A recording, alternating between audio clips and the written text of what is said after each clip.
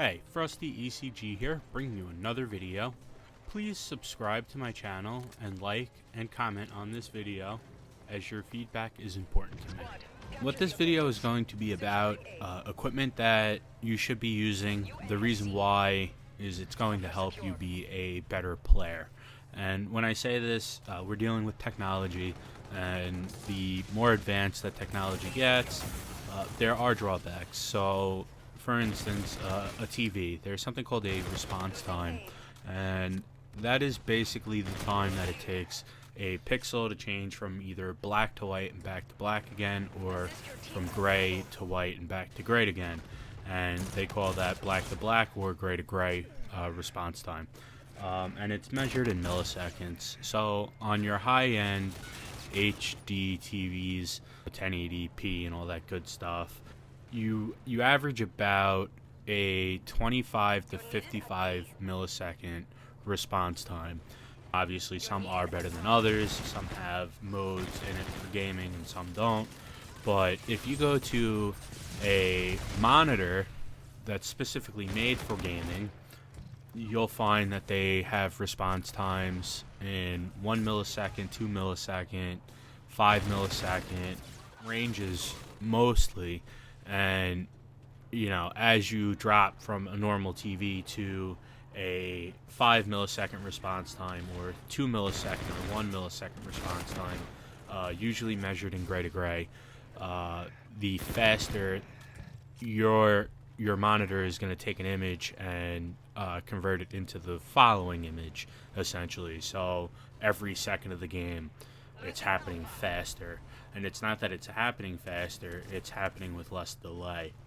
So that being said, if you've ever been in a gunfight where you felt like you got the first shot on somebody, but they killed you, and then you look at their kill cam and it looks like you were just standing there, they shot at you freely, that's usually due to a monitor and you not having one, or in some cases internet as well. So something to definitely look at is, maybe finding BenQ, and especially with like Black Friday coming up and Christmas time, you have the ability to ask for gifts from people, or save some money and find something on sale. But you can find a BenQ console monitor with a 1 millisecond gray to gray response time, I believe, or 2. I believe it's 1 though, for like $199 in that area. I'll put a screenshot on page of one in the video.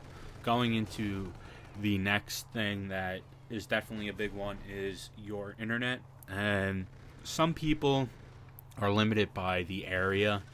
When I say that, it's who you have as an internet service provider. So in my area, we have Optimum and we have Verizon. So I have access to Verizon Fios or Optimum's high-speed internet. So that being said, I do actually had both of them, previously Optimum, and now I'm on Verizon.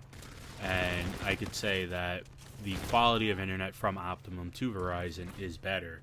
So where I had a 100 over 100 Optimum plan, that's the equivalent to a 50 over 50 Verizon plan. And the reason why is Optimum will throttle your internet. So during peak times or peak hours where there's multiple people home and using the internet, they slow everyone's speed down. And the reason why is everybody's basically sharing off of a hub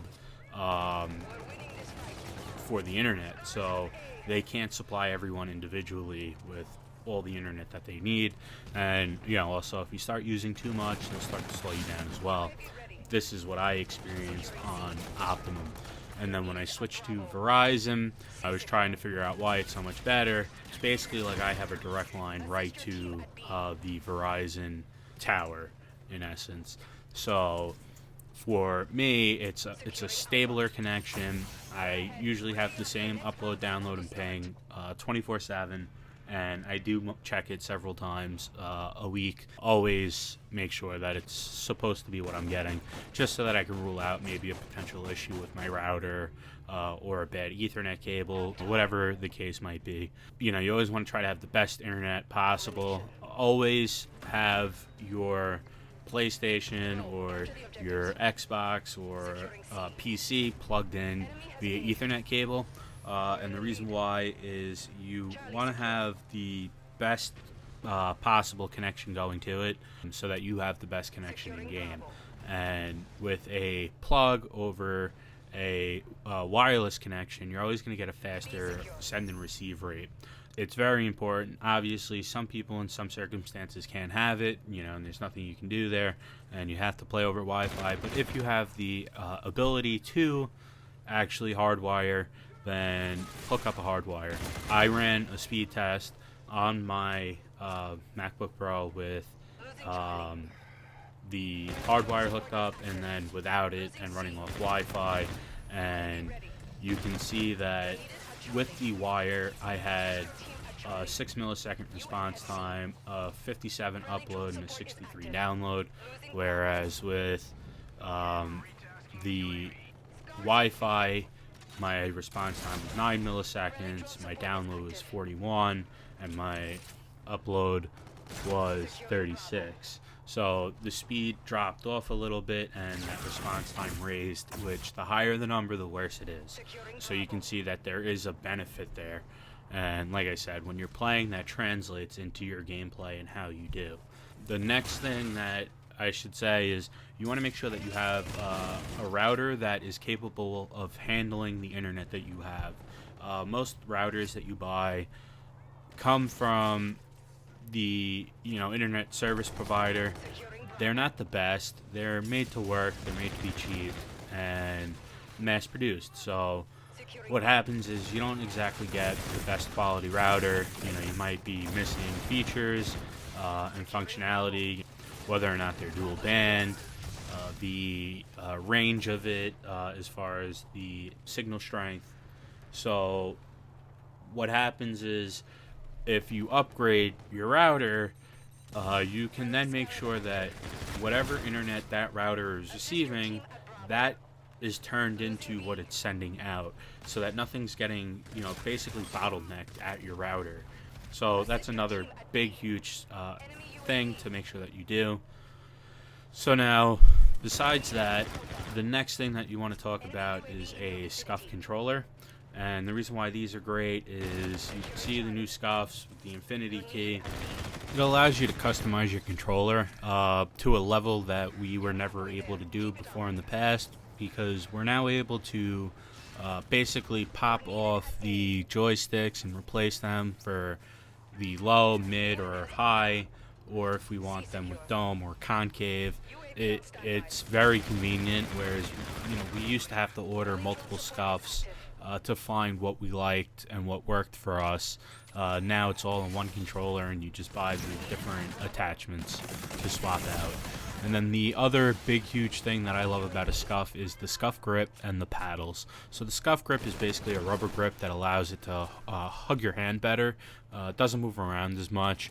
And then the paddles are buttons, basically, that are programmed to be whatever button on the controller that you want them to be. So in a first-person shooter, it's mainly jump or drop for when you're shooting, so you can jump shot or drop shot. With the remappable option that they have, they make it so that you can actually change that anytime you want by doing a short little process of pressing buttons. So very, very neat feature. They brought back the trigger stops with the hair trigger, which is adjustable. Don't have to pull the trigger as much. Really neat feature. Just things to look at, especially with Black Friday coming up. If you have a little bit of money saved up and have been wanting to buy these things, now's your opportunity to do it. Or with the holidays coming up, you can ask your parents. So I hope that you like this video. Please check back on my channel regularly, as I will be posting video and streaming quite often. I hope that you like it, and please, if you do like the video, leave me a comment. This way I have feedback, and let me know what you guys might want to see in the future from my channel. And also, please do me a big favor and go over to my Twitter and follow me there at Frosty_ECG. Thank you.